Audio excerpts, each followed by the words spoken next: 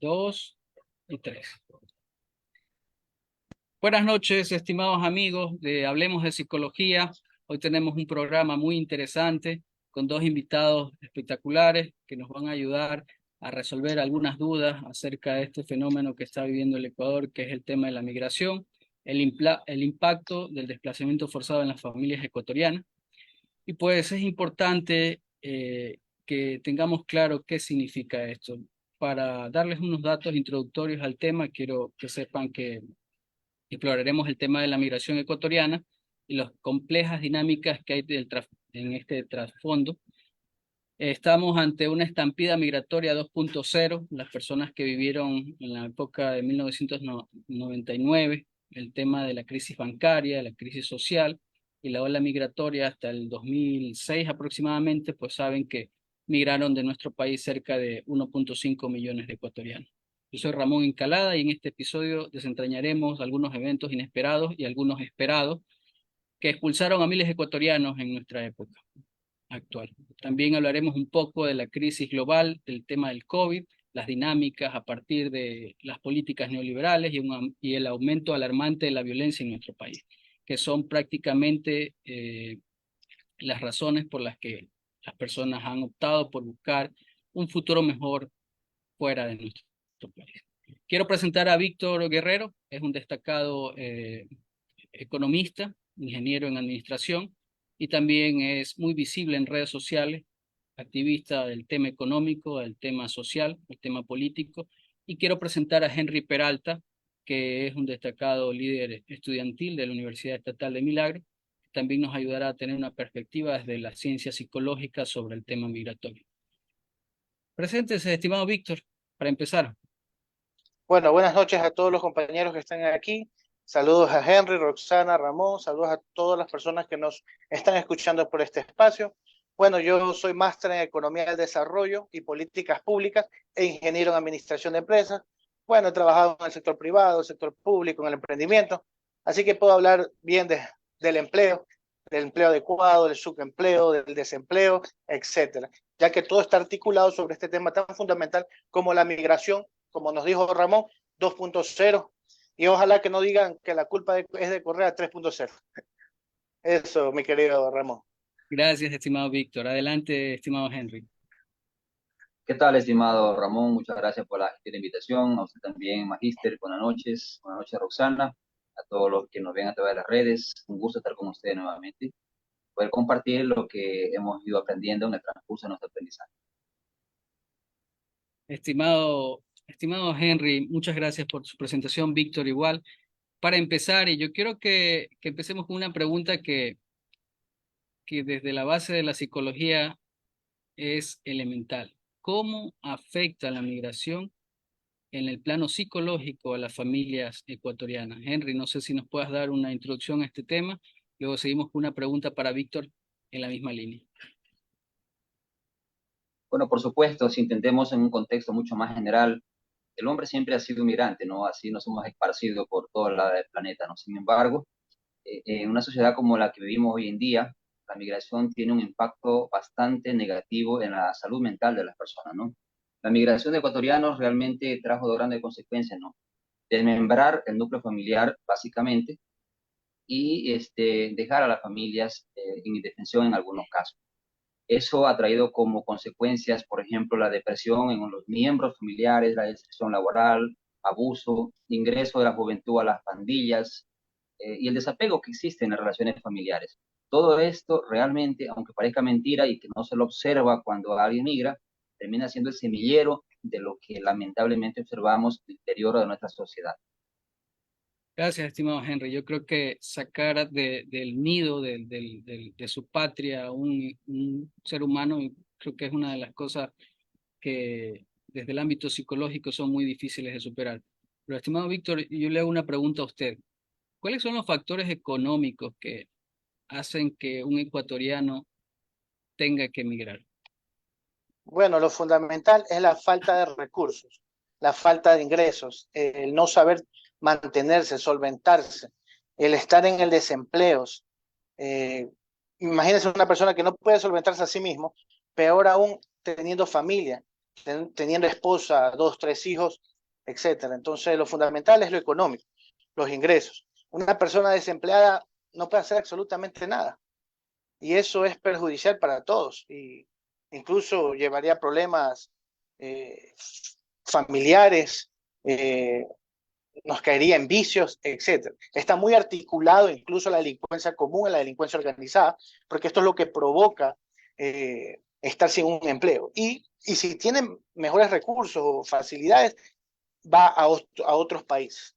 Ahora, una persona que está, por ejemplo, en el subempleo, que no tiene una estabilidad laboral, ingresos volátiles, porque no tiene un ingreso fijo, y, por ejemplo, en un mes gana 500, el otro mes no gana ni siquiera un centavo, ¿qué estabilidad puedes darle a la familia? Entonces, todo ese tipo de personas buscan irse del país para tener mejores condiciones. Aún así, una persona que esté en empleo, con empleo adecuado, con seguridad social, pero está ganando un básico o $500, que no le va a alcanzar para solventar una familia, porque incluso la canasta básica está por encima, está alrededor de los $800. Entonces, todo ese tipo de personas buscan salir del país para mejores condiciones de vida. Lamentablemente no lo hacen a veces por una visa laboral o por residencia, sino que lo hacen de una forma bien, bien terrible, ¿no? Escapándose, huyendo, incluso pueden morir en todo en ese transcurso del viaje. Entonces es fundamental los ingresos en ese sentido. Por ejemplo, no sé si ya tengo que dar unos datos, pero ya han salido por encima de 100.000 personas en este año 2023.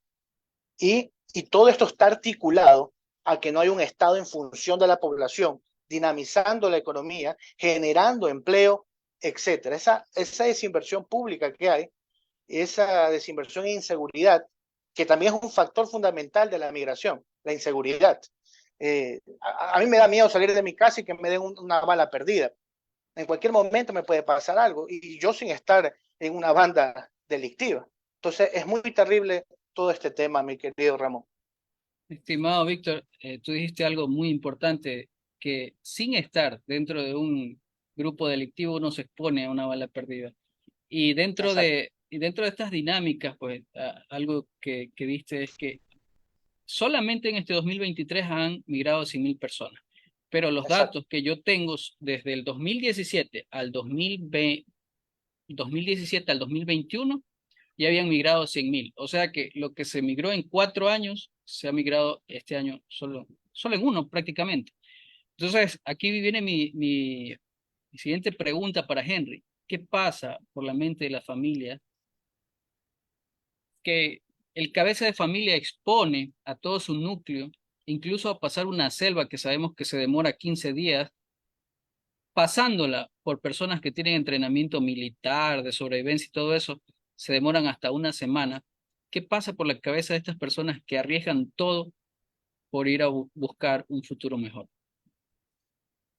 Pero lo que pasa es que hay un instinto propio al ser humano de supervivencia, ¿no? Entonces, cuando ves que tus necesidades más básicas no pueden ser satisfechas de manera plena, como es en el caso de nuestra sociedad, por ejemplo, que la canasta básica está súper que alta y los ingresos son muy bajos, ¿no? Aún con un sueldo de $500 no equipara. Entonces, una familia, como decía el economista, ¿no? Que no puede o no sabe cómo va a parar la olla mañana, con qué va a alimentar a sus hijos. Se ve en tendida disyuntiva, o morimos juntos o salgo yo a ver un mejor futuro para poder llevar a mi familia, ¿no? Y eso implica todo lo que tú mencionaste, ¿no? Pasar por todas las peripecias que es atravesar una frontera de manera ilegal y realmente el cabeza de familia corre ese riesgo, porque caso contrario, a su juicio, aquí no tiene esperanza. Entonces la desidia, la desesperanza de ver que el Estado, quien es el que tiene que garantizarte todos esos derechos, no lo hace, entonces toca salir para poder sobrevivir. Gracias, estimado Henry. Parte de lo que decía Víctor, lo que dice Henry, es que hay una ausencia total del Estado, desde el plano técnico, desde el plano científico, valga la redundancia, de las ciencias sociales, se evidencia el total abandono de, de la, del aparataje estatal. Y en base a esto, pues, ¿qué nos espera, estimado Víctor, para los que nos quedamos? Porque creo que todos tenemos un conocido que ha querido sacar por derecha un pasaporte para tratar de buscar una visa de turista, de trabajo, o como le salga, para emigrar a un país legalmente, pero ni siquiera tenemos un sistema de registro civil que funciona para agendar una cita para sacar tu pasaporte si tienes que actualizar. ¿Qué nos espera para los que nos quedamos en el factor político, social, económico? O sea, definitivamente nos queda rezar o votar bien para la próxima, para no seguir con estas políticas austeras de la reducción de la inversión pública, de la subejecución del presupuesto. Si realmente tuviéramos un Estado en función de la población, que realmente invirtiera, dinamizara la economía, porque ¿cómo? A ver, el factor fundamental de la migración es el desempleo, la pobreza, la desigualdad. Entonces hay que buscar la solución, y la solución entonces es generar empleo. El empleo se genera por el lado de la demanda, por el lado del consumidor.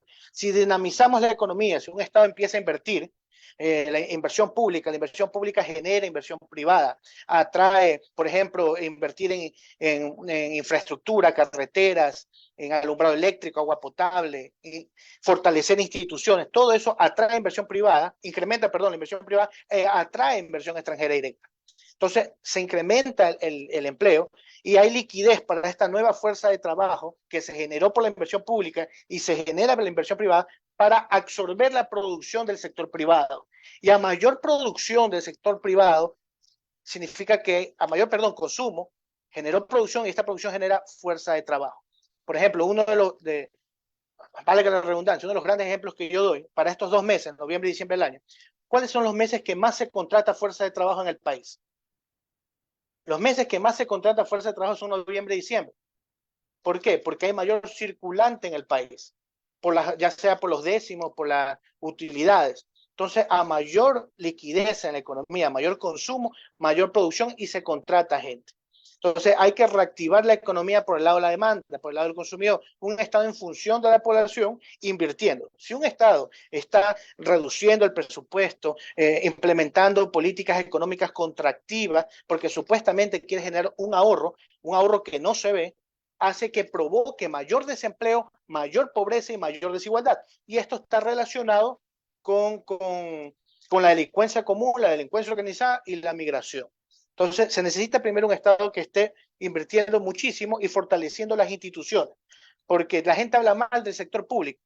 Lamentablemente, el sector público va mal cuando hay un Estado que no tiene una ideología en función del sector público, sino en función de sus intereses, ni siquiera del sector privado, porque ni siquiera son de las pymes, el pequeño, mediano o el microempresario, sino que está en función de los grandes grupos económicos, de las grandes élites. Entonces hay que cambiar esas relaciones de poder para poder ver cambios radicales. Haciendo una acotación a lo que dice Víctor y un poco analizando lo que fue las políticas de gobierno, del gobierno que se va, ¿no?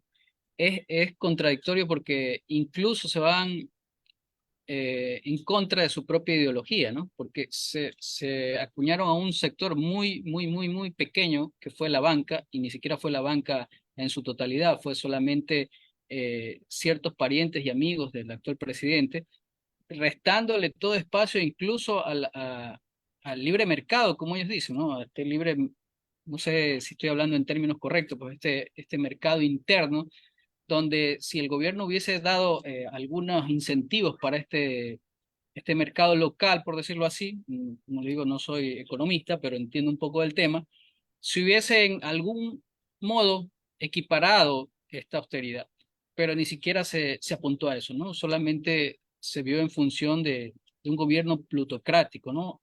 Enfocado en ciertos sectores bancarios. Pero pasar al tema de Henry, y esta es la pregunta que para preparar este programa más me retumbaba en la cabeza. Porque si bien es cierto, y hablando del ser humano como un ser social, eh, los adultos tienen mecanismos de respuesta, buenos o malos, eh, tienen mecanismos de afrontamiento a situaciones críticas, a estrés, a la ansiedad, a problemas y trastornos mentales, incluso para poder mitigarlos desde su propia personología. Pero, ¿qué va a pasar, Henry, con los niños? ¿Cómo les va a impactar este tema? Imagínate tú a un niño ecuatoriano pasando la selva del Darién, ¿no? Con su padre, ¿no? Y algunos familiares, mujeres, hombres, niños, todos son abusados. Eso, las noticias que no sale muy comúnmente, pero hay una línea de recorrido de rutas donde hay abuso, tráfico de órganos, secuestro, explotación sexual. ¿Qué va a pasar cuáles son los desafíos emocionales que enfrentan los niños y adolescentes en las familias que son afectadas por este fenómeno de la migración? Bueno, para quien vive esta experiencia, el evento es traumático.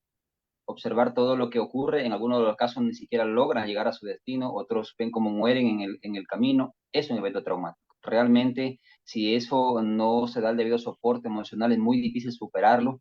Ahora, en el caso de los jóvenes que quedan aquí, por ejemplo, en el Ecuador, y los padres migran y finalmente llegan a su lugar de destino, en el mejor de los casos, igual tiene afectaciones tremendas, porque los jóvenes, por lo regular, van a caer en estados depresivos porque no tienen el soporte emocional de sus padres. Todo ser humano en sus inicios necesita eso, la orientación, la guía, el simple hecho de saber que están sus padres a su lado le genera un sentido de seguridad. Eso no va a existir porque los niños quedan con el tío, con la tía, con el abuelo, que lamentablemente no pueden asumir el rol que los padres deben tener en la crianza de los hijos, ¿no? De esa manera se puede ver entonces que ya hay un deterioro ahí en el caso de los jóvenes, ¿no? Van a caer, como la mencioné, en estados depresivos que van a requerir en algunos de los casos de la atención profesional, que lamentablemente tampoco lo hay, ¿no? Entonces, realmente se configuran todos los elementos para que esto resulte ser catastrófico de no tomarse las medidas adecuadas. Básicamente volvemos al tema de rezar, como dice Víctor, porque no hay un sistema de salud que esté funcionando para dar soporte a esto. Eh, Hace algún tiempo estuve dentro de la programación de un congreso y estaba revisando los datos del tema migratorio. Del 2010 al 2014, que explotó la bomba psicoemocional de la migración del 2000 al 2007, Chunchi fue el cantón a nivel mundial con la tasa de suicidio infanto-juvenil más grande del mundo, valga la redundancia. 65 jóvenes se suicidaron en ese periodo, ¿no? Y, ¿Y qué pasa con estas familias? Indagando un poco lo que decía Henry, ¿no? Son jóvenes, son niños abandonados, niños que son puestos a cargo de cuidadores que también eh, tienen problemas personales, tienen problemas económicos, que a veces se hacen cargo de hijos ajenos. Los niños son dejados con primos, con vecinos, con abuelos, con tíos, tías. Y también hay un deterioro de de la calidad de vida y el bienestar de esos pequeños, que ya son separados de sus padres, que ya es un evento traumático, y encima de eso, pues cuando hay este tipo de crisis se exacerban los delitos. Delitos porque la mayoría de estos jóvenes o niños están en una situación de vulnerabilidad, y llámese mala nutrición, falta de escolaridad, violación, abuso, etcétera, etcétera. Entonces, dentro de los cantones donde más se suicidan niños y adolescentes, pues está Chunchi. Y probablemente, de acuerdo a la revisión de estos datos, la crisis migratoria a finales de los 90, inicios del siglo XXI, estaba, explotó a partir del 2008. Entonces, pasaron 7 u 8 años para que explote, y de ahí 2010 y 2014 siguió creciendo. A pesar de que a nivel país, en relación de suicidios por cada 100.000 habitantes se mantuvo, ahora si ustedes revisan la data ha empezado a subir de nuevo. Yo tengo una pregunta para Víctor, si es tan amable, con referente al tema de la supervivencia económica del país. ¿Cómo influye el tema de las remesas para la economía ecuatoriana? Porque ya hemos visto No, que bueno, lo que sostienen a la economía son los migrantes. claro, cuando hubo la crisis bancaria del 99, quien ayudó a levantar el país no fueron las élites, con sus grandes patrimonios o sus grandes capitales, sino que fueron los mismos pobres que salieron del país. Con las remesas ayudaron a levantar al Ecuador, a incrementar la dolarización, la liquidez total, etcétera. Entonces las remesas son fundamentales porque son entrada de dinero sin contraprestación. Por ejemplo, la inversión extranjera directa en el país en promedio son $1.000 millones.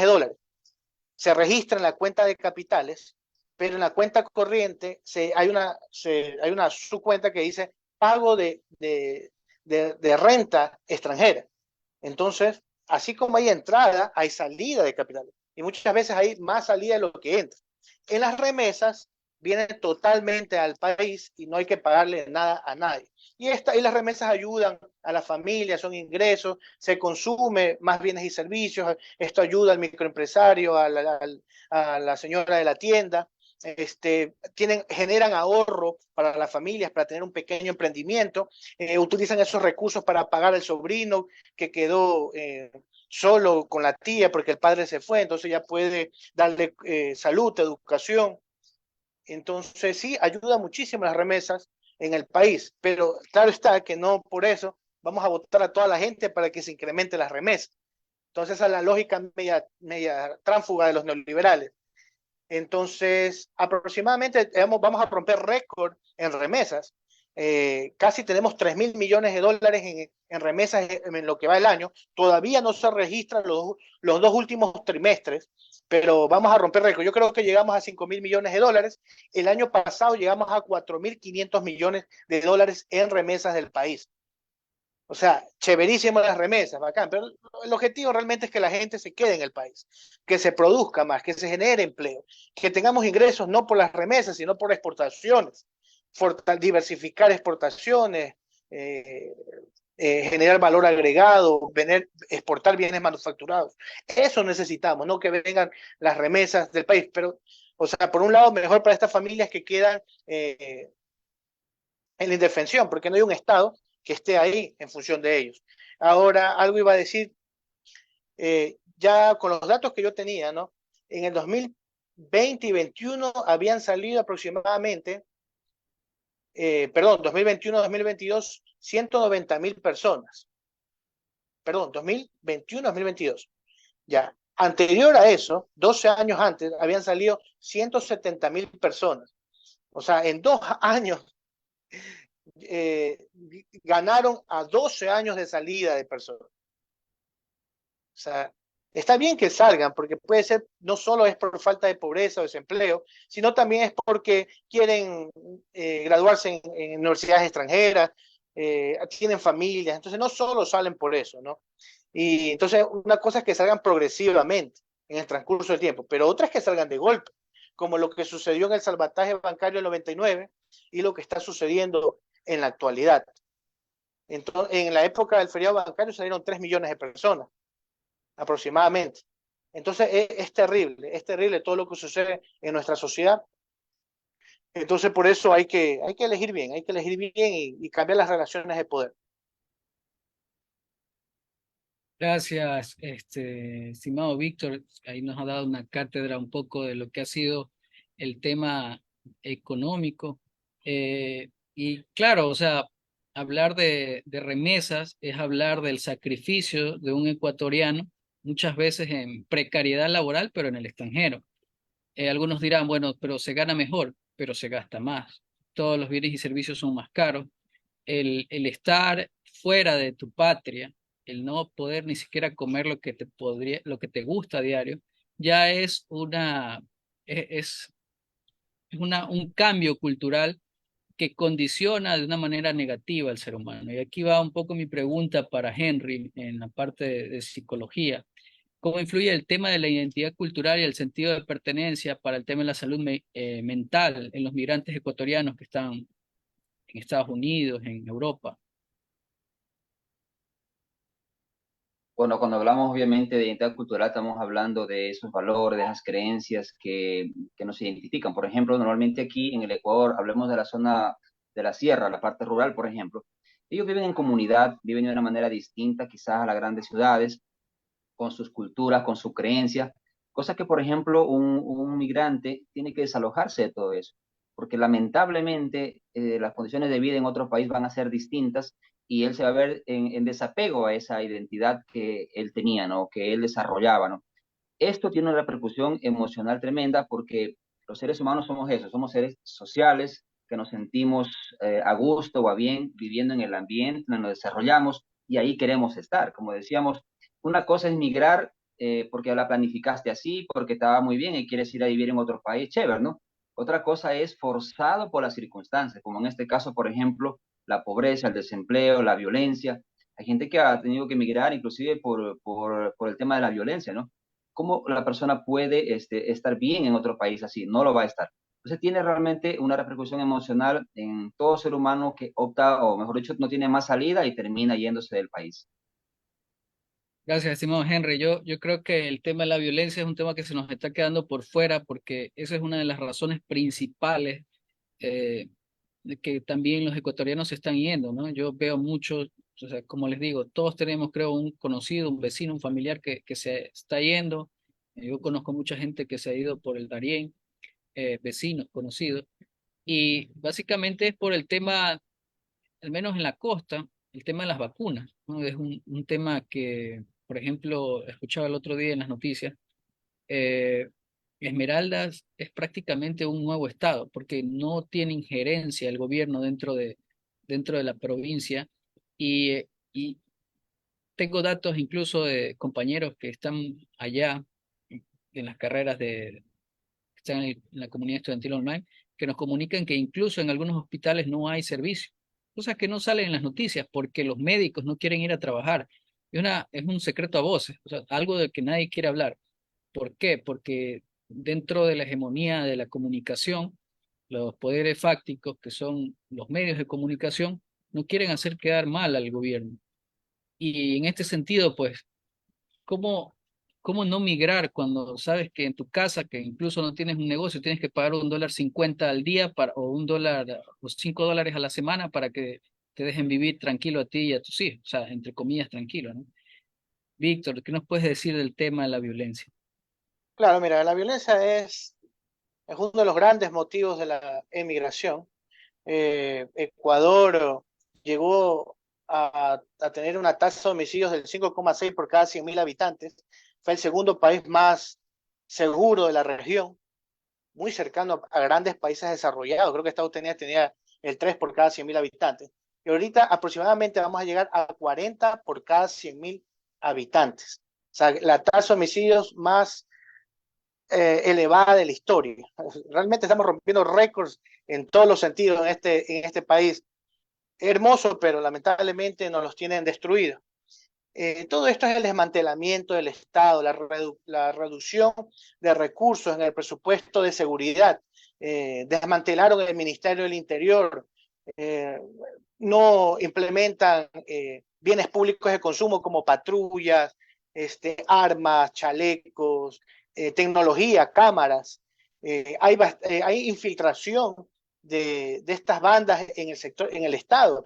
O sea, bastante corrupción de los policías, de los militares que están en estas bandas. Entonces, implementar servicios de inteligencia para ver quién es el mal ejemplo, quién es el corrupto, para de una vez sacarlos a todos de la organización. Entonces, es terrible. Imagínate un pequeño empresario, un microempresario que presta al banco con elevadas tasas de interés por encima del 30%, que por lo general el microempresario se pone un negocio porque quiere generar un retorno sobre la inversión del 20-30%. Para que te venga un delincuente, un muchacho malcriado, que no es, que lamentablemente hay que hablar también en general, que no tuvo las oportunidades, no tuvo estudios, no se preparó, tuvo una familia que lo dejaron botado por ahí, que lamentablemente padre y madre son drogadictos y él también es drogadicto, se dedica a esto, pues a las vacunas. Entonces es terrible. ¿Y qué es lo que sucede? Que este pobre microempresario probablemente termine baleado o muerto solo por querer trabajar en el país. Y todo porque no se provee un servicio tan fundamental como la seguridad. O sea, no hay ese fortalecimiento, no hay ese estado en función de todos en sí, todos en general. Y tienen que cerrar sus negocios endeudados a pagar esa inversión porque fue un préstamo que tuvieron o fueron sus ahorros para poder ponerse esa tiendita para que por la inseguridad que no la provee, no ayuda al Estado a reducirla, lamentablemente tiene que escapar del país porque no puede seguir trabajando aquí. Entonces es terrible. Por eso a mí me molesta muchísimo cuando una persona dice, A mí no me interesa quién sea el presidente o el gobierno del país, porque yo trabajo. Esa es una de las grandes mentiras que yo puedo escuchar. Todo está articulado en la economía del país. Si hay un Estado, un Estado inoperante, un gobierno inepto que no sirve para nada y va a quebrar el país, por ende está relacionado que a todos nos destruyan, que se exacerbe la pobreza, la desigualdad y el desempleo. Entonces, es un mito eso de decir, yo trabajo y por eso no me interesa por quién votar. No, si hay un Estado que está quebrado o que no hace las cosas bien o que ve en función de las élites, va a provocar que tú quiebres. Claro, porque es lo que un poco hablamos del sistema de salud. Uno puede decir, yo vivo de mi trabajo, pero en estos momentos, ¿qué trabajo? O sea, Para yo el no, colmo. exacto, ni siquiera hay empleo adecuado.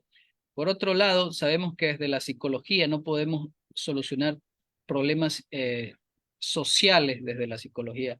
Pero Henry, en este sentido, desde el lado de la psicología, ¿qué podemos hacer los psicólogos cuando tenemos una problemática de inseguridad que está provocando a nivel eh, país una ola de depresión, de ansiedad, tanto por violencia, por el tema económico, por el tema de la falta de servicios básicos, el acceso a la salud, a la educación de calidad? ¿Qué podemos hacer?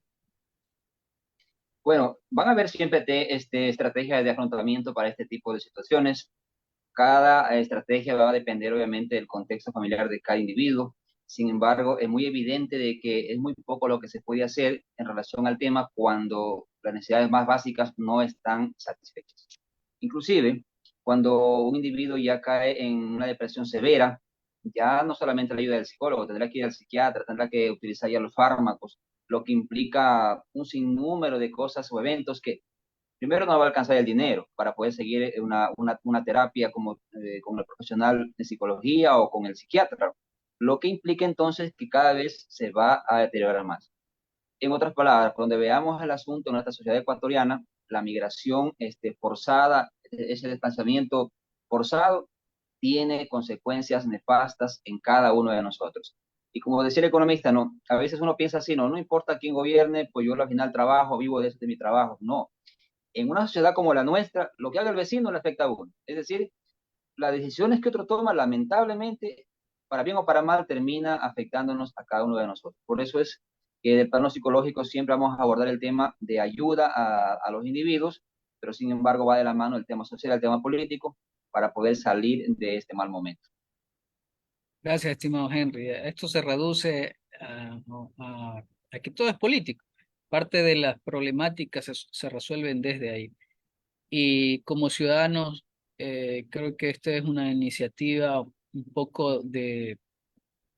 sería un poco pretencioso decirlo, pero la realidad es que es así, educar a la comunidad en general, porque todas estas capas de información que nos están llegando por redes sociales, incluso ahora y desde la televisión abierta, eh, son input que van a favor de alguien, ¿no? Y creo que estos espacios son necesarios para recalcar cuál es esa perspectiva acerca de la realidad que vive nuestro país. Porque si bien es cierto, y eso es un tema que en algún momento lo vamos a tocar en otro programa, la televisión nacional tiene una influencia increíble en toda la población, ¿no? Todo lo que sale ahí es prácticamente una verdad absoluta. Ya no tanto como antes, de hecho hay estudios de que desde el 2019 ya el tema de las redes superaron a la televisión, pero la credibilidad que, y la influencia que tienen los medios hacia la población en general es súper grande, ¿no? En este sentido, creo que es una batalla de esta forma de querer democratizar un poco la psicología y ahora entrando a un tema más social y político, para orientar de cierta manera a las personas a que puedan tomar lo mejor de estos espacios.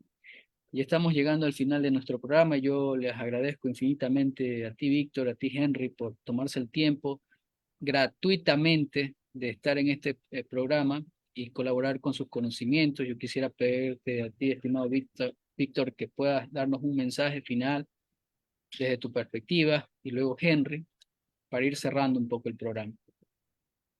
Bueno, antes de despedirme, quería hablar sobre este tema, pero repito, es Adelante. decir, los medios de comunicación impactan muchísimo en la psiquis de las personas, en la psicología. Ustedes que son psicólogos saben sobre ese tema, hay bastante alienación.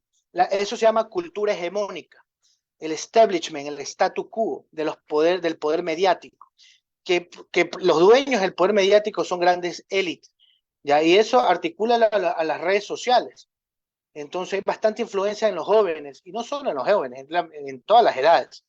Y esta provoca falsa conciencia, la alienación provoca falsa conciencia, y por eso es que a veces elegimos mal en ciertos temas, ¿no? Sobre todo cuando votamos, porque a veces nosotros somos nuestros propios, eh, le hacemos el juego a nuestros propios sepultureros. Nosotros no sabemos por quién vamos, a quién persona vamos a elegir, pero nosotros les hacemos el juego a ellos, le seguimos su juego. Entonces, lo que sí quiero decir para finalizar es que a tener esperanzas, a seguir luchando, yo sé que todo esto es temporal, yo sé que se va a fortalecer, va a mejorar el país. Esperemos que para el 2025, esperemos que el presidente actual haga las cosas bien, por lo menos ejecute lo que no se ejecute del presupuesto general del Estado, que llega al 30% de ejecución, por lo menos llega a un 80%, porque aparte que reduces el presupuesto general del Estado, no lo ejecutas. No, hay algo que se llama mala asignación de recursos. Y hay mala asignación de recursos en seguridad, en educación y en salud, que son componentes fundamentales para generar bienestar en la población. Entonces, a todos los compañeros que nos están escuchando, a seguir luchando desde nuestras trincheras, a no perder la fe y bueno, no, a seguir dándole y a tener cuidado de, de no exponernos a ciertos lugares peligrosos, ¿no? Estar en lugares seguros y no caer en vicios. Sobre todo eso, seguir luchando en nuestras trincheras. Y muchas gracias a todos los compañeros por invitarme en este espacio. Gracias, estimado Víctor. Adelante, Henry.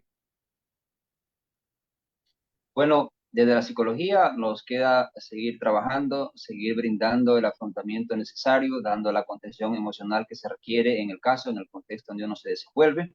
Estaremos desde ese ángulo siempre trabajando con ese objetivo. Debo también cumplir con una misión que se me comentó, entregar un mensaje al economista Víctor Hugo, un saludo en sí de nuestra presidenta de la comunidad estudiantil online, María Eugenia Huarquila, que pidió que le entregue sus saludos, así que he sido portador de lo mismo. He cumplido con mi misión. Gracias, estimado Ramón. Muchísimas gracias. Gracias. Un saludo también para ella. Gracias, Muchas Henry. Gracias, gracias. gracias, Víctor. Seguramente lo van a querer invitar a la comunidad estudiantil online. Somos un grupo de estudiantes ahí que estamos intentando hacer algo, ¿no? Hacer algo desde la conciencia social. Y tenemos un enfoque académico, pero somos conscientes de nuestra realidad, de que no todo se cambia desde el educacionismo, sino también con políticas públicas y con voluntad patriótica. Entonces, desde Hablemos de Psicología, les mando un saludo a nombre de Roxana, que está aquí. Bueno, ya la conocieron. También está Lucy de la Cruz y Paulina Ortega, que son miembros del equipo y que próximamente estarán también siendo parte de algunos temas que les daremos a conocer a todos ustedes. Les envío un abrazo fraterno, un abrazo solidario para las personas que están viviendo momentos difíciles, a no rendirse, a seguir adelante y bueno, la vida es así, ¿no? Es injusta y muchas veces nos toca ser valientes. Un abrazo a todos, muchísimas gracias por el espacio. Chao. Saludos.